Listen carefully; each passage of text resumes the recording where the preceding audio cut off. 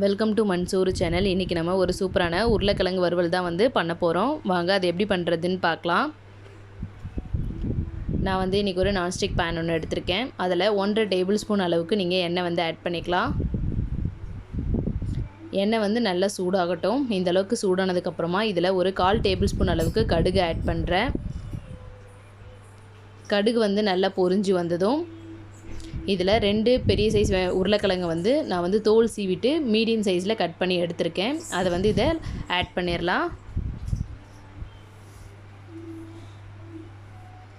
Add பண்ணிவிட்டு இதில் 1/4 table spoon மஞ்சள் தூள், நான் தனி மிளகாய் தூள் வந்து இன்றைக்கி 1 டேபிள் ஸ்பூன் எடுத்திருக்கேன். உங்களுடைய காரத்துக்கு தகுந்த மாதிரி நீங்கள் மிளகாய் தூள் வந்து ஆட் பண்ணிக்கோங்க. உப்பு வந்து தேவையான அளவு ஆட் பண்ணிவிட்டு இப்போ நம்ம நல்லா மிக்ஸ் பண்ணி விட்டுறலாம். இதில் தண்ணி எதுவுமே நம்ம ஆட் பண்ண போகிறதில்ல, அப்படியே மூடி வேக தான் விட போகிறோம்.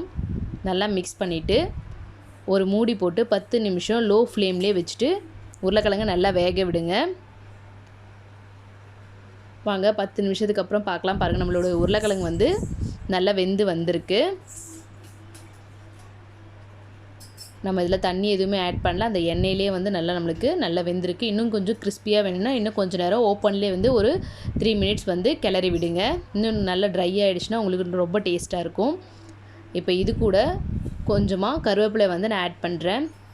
எந்த ஃப்ரை பண்ணாலுமே நீங்கள் கருவேப்பிலையை ஃபைனலாக ஆட் பண்ணும்போது உங்களுக்கு நல்ல வாசமாக டேஸ்ட்டாக இருக்கும்.